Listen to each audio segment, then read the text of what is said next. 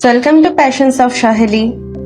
Mood অনেকটা এই রঙের শিশির খালি বোতলগুলোর মতো, আবার কখনো ভর্তি বোতলগুলোর মতো। আজ মনটা একটু খারাপই ছিল, তাই এই জানলাটা পরিষ্কার করে চক আর তুলি রং নিয়ে বসে গেলাম আঁকতে। তো আমি আমার ডাইনিং রুমের এই সেকেন্ড স্লাইডটা, জানলার এই সেকেন্ড স্লাইডটা আজকে সেরে ফেললাম।